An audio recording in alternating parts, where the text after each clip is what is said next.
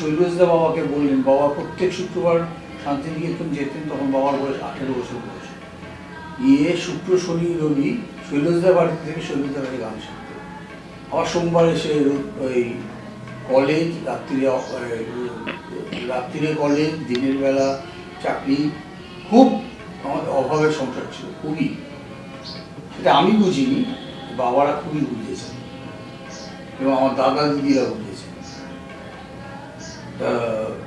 আজকাল আস্তে আস্তে সিচুয়েশন ইমপ্রুভ করে। গুরুদেবের একটা বিরাট দুঃখ ছিল, তোমাদের ওই থিওরি বইতেই পাবে। উনি বলেছিলেন যে আমার গানের সেরকম প্রচার দিকে রেখে যেতে পারলাম না, প্রচার বা প্রসার শান্তিনিকেতন আর ব্রাহ্ম সমাজেই সীমাবদ্ধ রইল। কিন্তু দেখো, আমার আর কিছু থাকুক না থাকুক, আমার গান বাঙালিকে গাইতেই। উনি প্রেডিক্ট করে গেছেন আজ থেকে ধরো 100 বছর আগে। এটা কতটা সত্যি হয় তোমরা নিজেরাই বোঝো। আর বাবা কি শৈলজদা এই কথাটা বলেছেন, গুরুদেবের একটা বিরাট দুঃখ, এরকম তুমি তো কলকাতায় থাকো, চেষ্টা করে দেখো না, আমার বয়সও অল্প। তখন বাবা বললেন যে শৈলজদা একটু নিজের পায়ে দাঁড়িয়ে, মানে আর্থিক অনটনের থেকে একটু যদি বেরিয়ে আসতে পারি তবেই চেষ্টা করবো। 1941 সালে 7 আগস্ট রবীন্দ্রনাথ মারা গেলেন। বাবার তারপরে এত হর্ষ হয়নি, এত ভেঙে পড়েছিলেন যে 8ই ডিসেম্বর বাবা গীতবিতান বলে স্কুলটি প্রতিষ্ঠা করলেন। সেই গীতবিতান স্কুল দিয়ে বাবার রবীন্দ্রসঙ্গীত জগতে যাত্রা শুরু। সেই সুযোগে আমাদের বাড়িতে হয়তো গীতবিতান, তখন একটা ভাড়া বাড়ি স্কুল হয়েছিল, আমাদের বাড়িতেও তো মেন রিহার্সাল হলো। আমাদের একটা বিরাট ছাদ ছিল। বাড়িটা আমার জ্যাঠা ঋতুদীপ বাবা ঠিক ওপরের বাড়ি, কিন্তু ওখানে সবাই একসাথে থাকতাম। সেই ছাদে রিহার্সাল হচ্ছে, ফাল্গুনির রিহার্সাল হচ্ছে, অরুব্রতনের রিহার্সাল হচ্ছে, কোনো সময় ডায়ালগ রাউন্ড, অষ্টমী কিংবা রাসমণির ছেলে ইত্যাদি ইত্যাদি হতো। সেগুলো শুনতাম, বুঝতাম না, কিন্তু বুঝতে পারতাম যে মনের ভেতরে কোথাও আস্তে আস্তে ভালো লাগা শুরু হয়েছে। আর মা তখন রেডিওয়ে গান।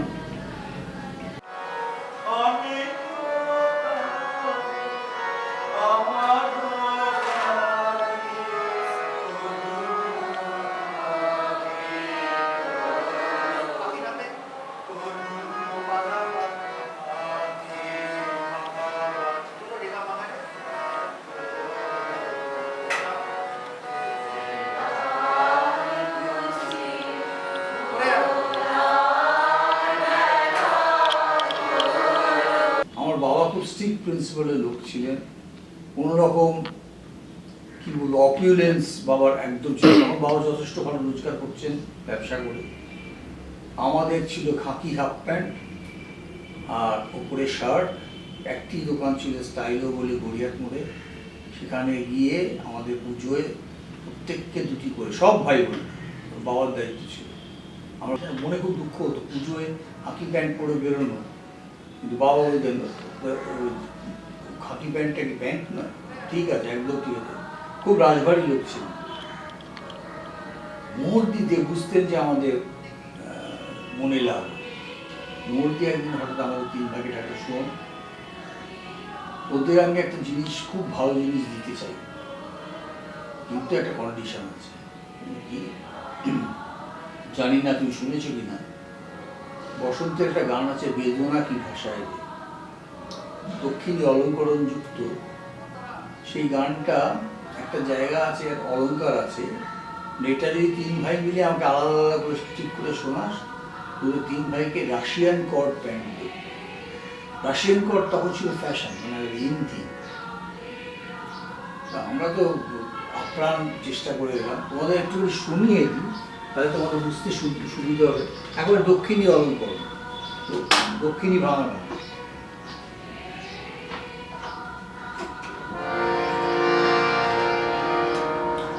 বেদনা কি ভাষায় রে মর্মরে গুঞ্জরিয়া, এই মর্মরের অলঙ্কারটা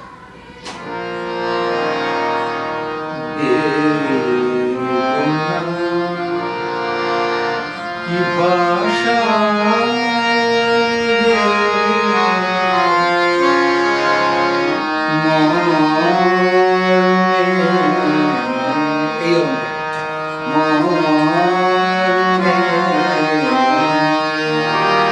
এইটুকু করতে বলছিল।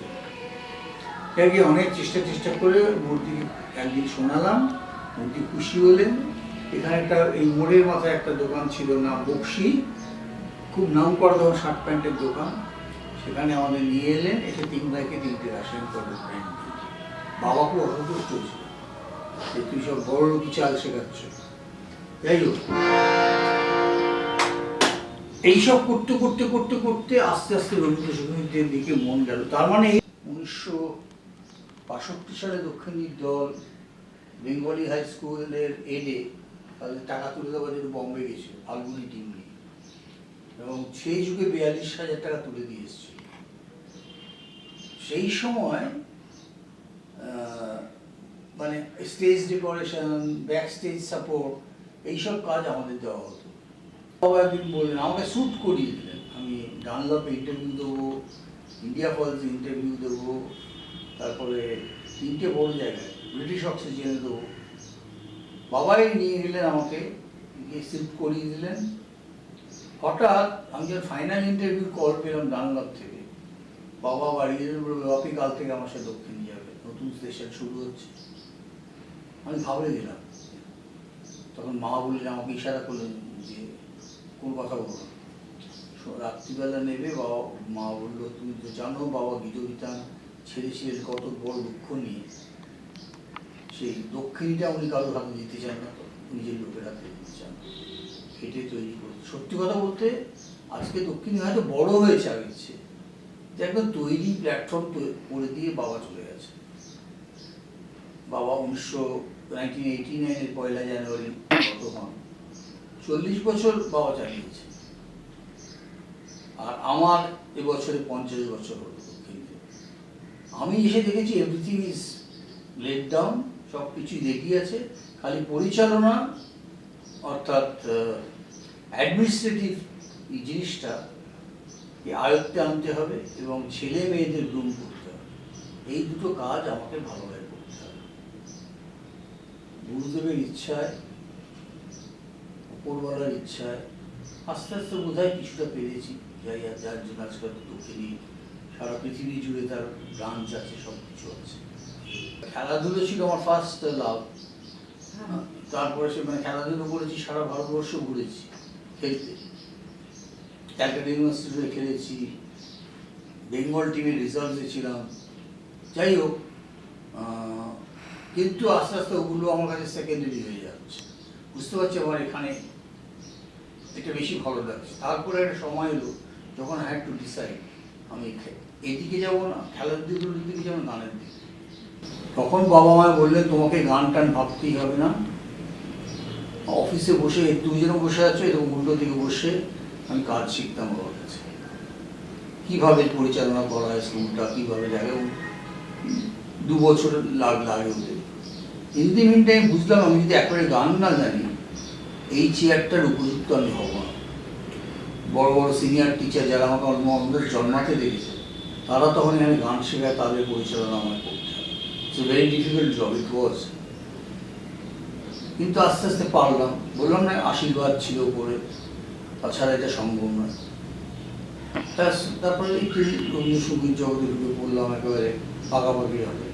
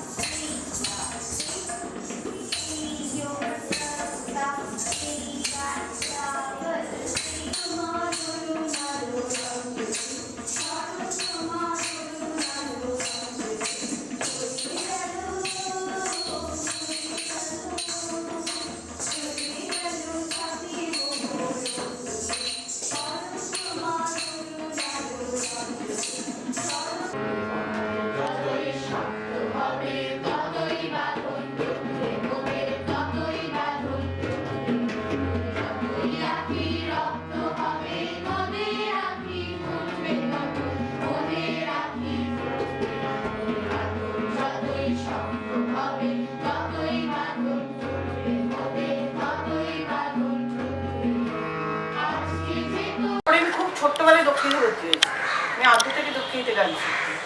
সুতরাং এখানে যারা আছেন আমার মনে হয় না আর কেউ চিলড্রেন সেকশন করেছে আমি ছাড়া। তো বহুকাল মানে এতটা বছর মাঝখানে বোধহয় 5 বছর আমি আমার বিয়ের পরে চলে গেছিলাম, সেই 5টা বছর শুধু যোগাযোগ ছিল না, তাছাড়া আমার পুরো জীবনটাই প্রায় দক্ষিণ।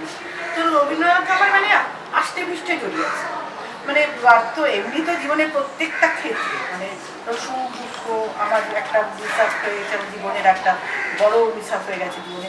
রবীন্দ্রনাথ আমার সঙ্গে না থাকতেন তাহলে বোধহয় আমি সেটা বেরোতেও পারতাম না। তো এরকম আর কি কী বলবো, যে কোনো মুহূর্তে যে কোনো পরিবেশে যে কোনো পরিস্থিতিতে রবীন্দ্রনাথ আমাদের লাগে, রবীন্দ্রনাথের গানই আমাদের সঙ্গে, তখন সমস্ত কিছু ভুলে থাকে যে রবীন্দ্রনাথের গান গিয়ে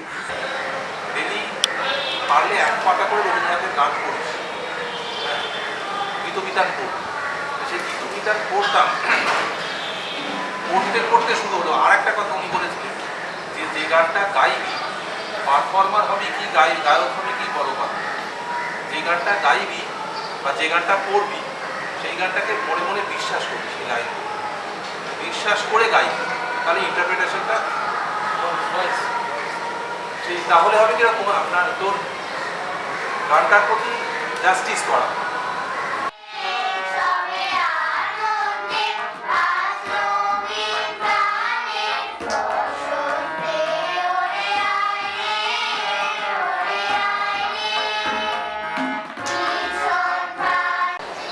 আগুন আমার ভাই সবাই মিলে গাইছি আমরা। এখন বড় হয়ে যখন গানটা শেখাচ্ছি আমি ছোটদের না, তখন আমি বুঝি যে গানটার মধ্যে কি বলা হচ্ছে। তো আগুন আমার ভাই মানে তখনই আগুন মানে লাস্টে আমি যখন চিৎকার করবো, যখন আমার মরণ হবে, তখনই আগুনের সাথে আমার একসাথে একভাবে দেখা হবে বা আমরা একত্র হব। মানে এটার মর্ম ছোটোবেলায় বোঝার কথা কথাই না, আর আমাদের সম্ভব না। মানে এরকম প্রচুর গান আছে যেটা মানে আমি ধরো আরও 2 দিন আগে পড়েছি বা আরও পরে পড়লাম, পুরো মানেটাই সেটা আমার কাছে একটা অন্যরকম।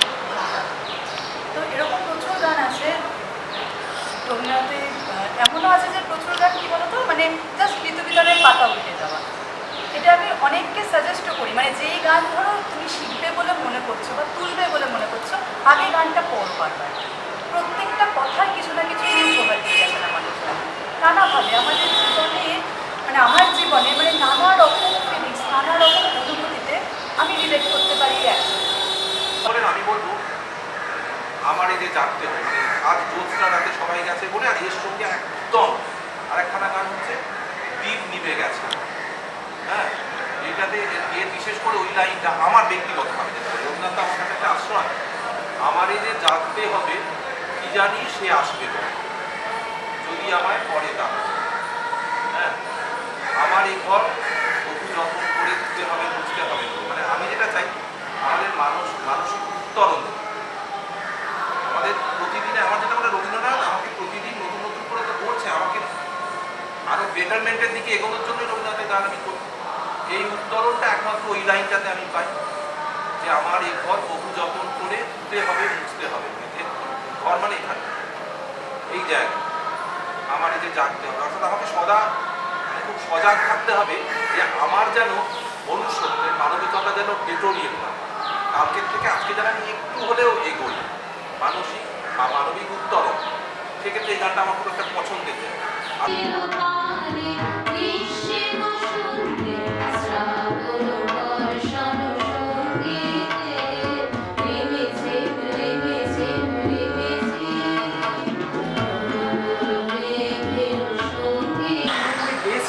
পুরো যে শাস্ত্রীয় সঙ্গীতের বেসটা কিন্তু বেসটা পুরোটা ওই রাগরাগিনী ভিতটা কিন্তু পুরো বিষ্ণুপুর ঘরানা পুরো ঢুকে গেছে।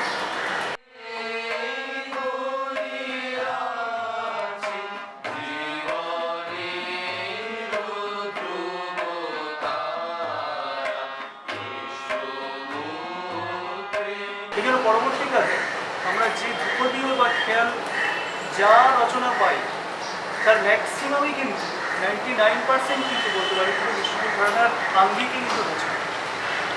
ধ্রুপদের আমরা 77টা ধ্রুপদ পাচ্ছি, তার সাথে ধ্রুপদাঙ্গ পাচ্ছি, খেয়াল পাচ্ছি প্রায় 70টার মতো, খেয়ালাঙ্গ তো রয়েছে। এই সব মিলিয়ে প্রায় 300-350 রচনা আছে। 2,500 কৌতুক হিসেবে সেটা কিন্তু একটা ভাববার বিষয়। এবং অনেকেই আমরা সেটা জানি না।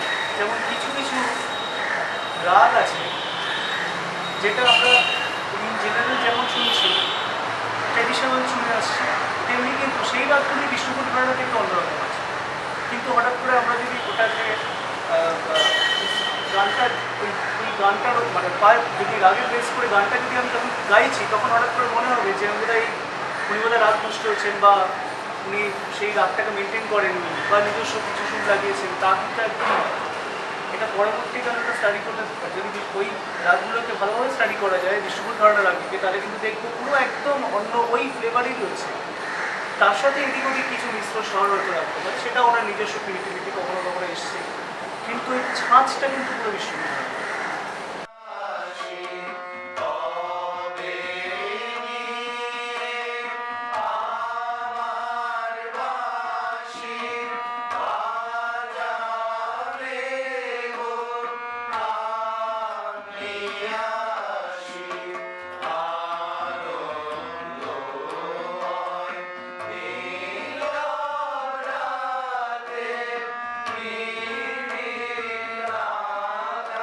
রবীন্দ্রসঙ্গীতটা আসলে কি মানে এটা আমার মতে অ্যাকচুয়ালি আমি একদম প্রাইভেট একটা কোনো ব্যক্তিগত কারণের জন্য হঠাৎ করেই রবীন্দ্রনাথের গানটা ভীষণভাবে ভালো লাগে।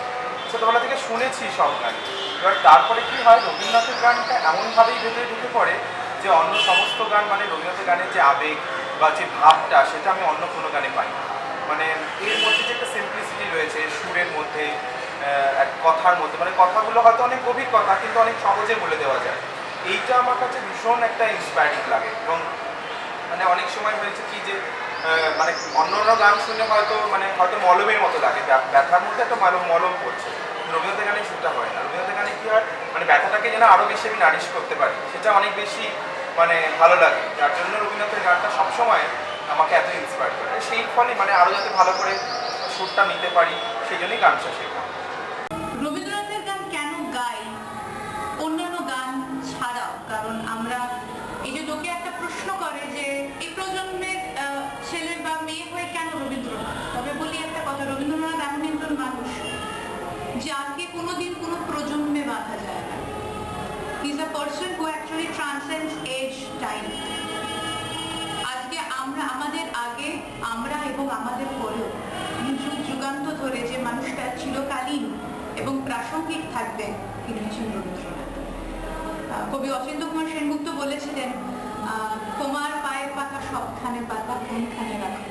রবীন্দ্রনাথ বোধহয় সেরকমই একজন মানুষ যিনি এতটা ব্যক্ত সমস্ত দিক দিয়ে, তার কবিতায়, তার গানে, তার প্রবন্ধে সর্ব জায়গাতে রবীন্দ্রনাথ রয়েছে।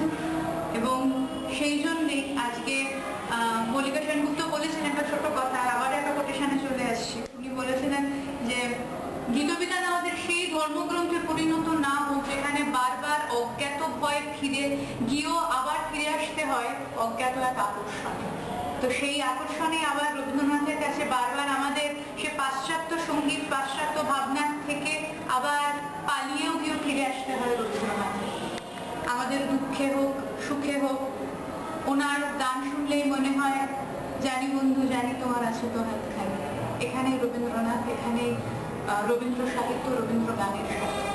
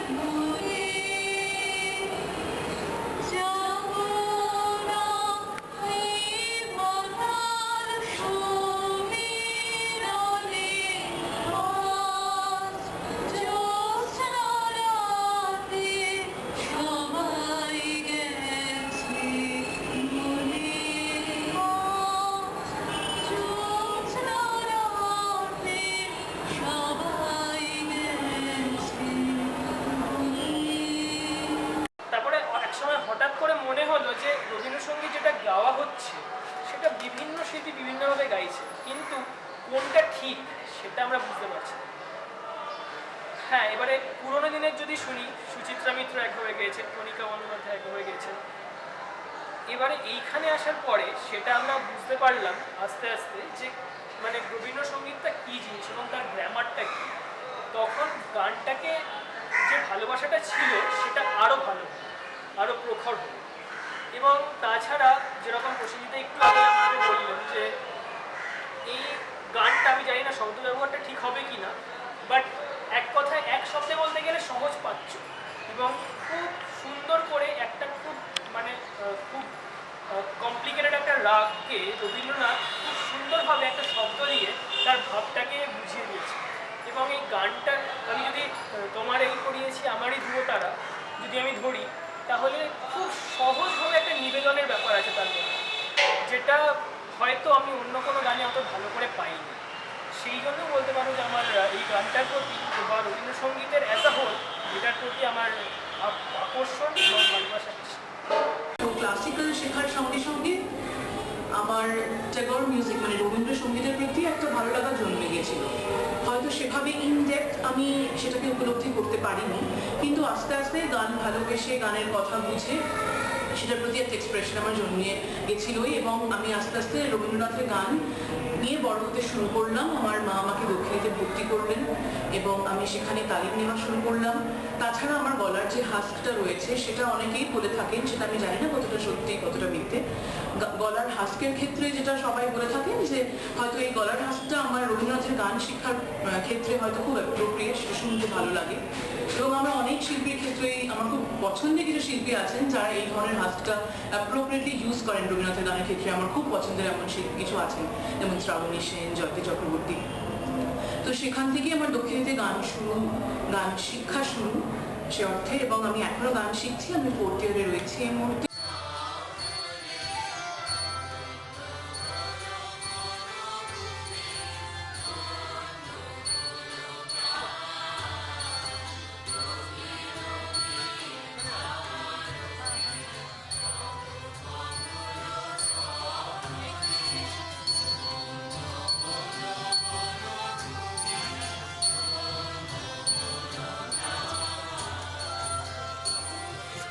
প্রফেশন গানের মধ্যে খুঁজে পেয়েছি, এবং যত দিন গেছে তত রবি ঠাকুরের গানকে ভীষণভাবে আপন করে পেয়েছি।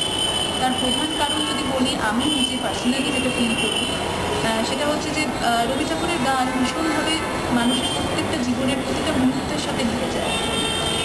আমার মাঝে মাঝে যখন ভীষণ মন খারাপ হয় বা ভীষণ আনন্দ হয়, সব কিছুর সঙ্গে না ভীষণভাবে রিলেট করতে পারি রবি ঠাকুরের গানকে। তাই হয়তো বিশেষ করে ভালো লাগাটা আমার মনে হয়, কেন জানি না অন্য গান শুনে সেই ফিলিংস বা সেই ভালো লাগাটা আমার ঠিক আসে না। রবি ঠাকুরের গানের ভাষা, বিভিন্ন রকম সুরের যে প্রয়োগ রবি ঠাকুর করেছে, সেগুলো আমার মধ্যে ভীষণভাবে নাড়া দেয়। তাই আমি চেষ্টা করি আমার মতো করে রবি ঠাকুরের গান গাওয়ার এবং রবি ঠাকুরকে আরও বেশি করে জানার। যতটুকু শিখেছি, যতটুকু জেনেছি, তা কোনোটাই সম্পূর্ণ না। ওনাকে জানতে গেলে, বুঝতে গেলে মনে হয় পুরো জীবনটা ধরতে হবে। এইভাবেই রবি ঠাকুরকে নিয়ে চলতে চাই এবং ওনার গানকে আমি চর্চার মধ্যে রাখতে চাই। তাছাড়া আরও যেটা বলার সেটা হচ্ছে যে দক্ষিণী আমাদেরকে রবি ঠাকুরকে নতুনভাবে চিনতে, জানতে অনেক সাহায্য করেছে। এখানকার প্রত্যেকটা শিক্ষক শিক্ষিকা আমাদেরকে গানের প্রকৃত মানে এবং গানকে কীভাবে গাইতে হবে, কীভাবে প্রত্যেকটা গানের ভাষার মধ্যে যেভাবে স্ক্যানিং করে করে বোঝালে মানেটা প্রকৃতভাবে শ্রোতাদের কাছে গিয়ে পৌঁছবে, সেগুলো আমরা এখানে শিখেছি, জানতে পেরেছি। তাই ভালো লাগে রবি ঠাকুরের গান এইভাবেই প্রাণে নিয়ে, মনে নিয়ে সারা জীবন চলাতে চাই। এই রবীন্দ্রসঙ্গীতের যেটা বিউটিফুল অ্যামালগামেশন আছে প্রাচ্য এবং পাশ্চাত্যে, সেটা এক্সপ্লোর করার জন্য আমার আর রবীন্দ্রসঙ্গীত শেখার প্রতি যেই ঝোঁকটা ছিল সেটা আরও বেশি প্রগাঢ় হয়েছে। আর যেহেতু ওটা ভীষণভাবে গ্লোরিফাই করে রবীন্দ্রসঙ্গীতকে, সেই জন্য আমি আরও বিশেষ করে উৎসাহী শেখার জন্য।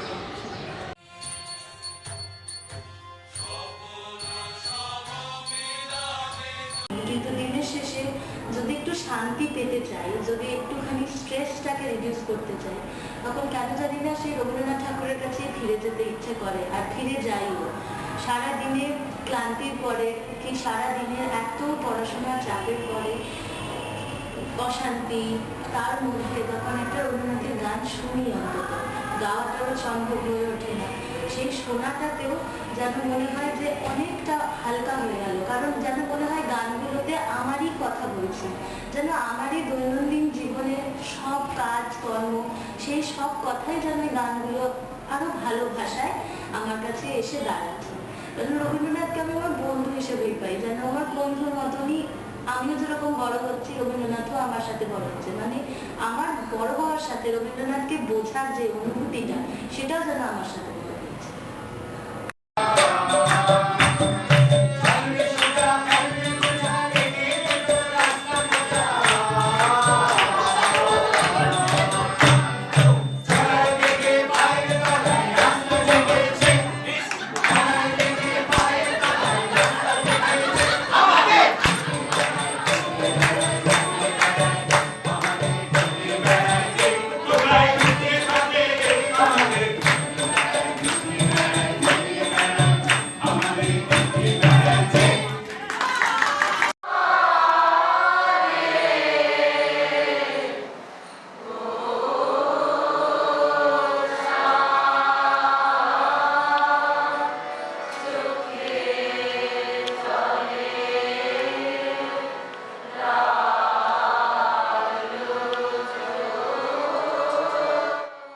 ওই জীবন আর মৃত্যুর যে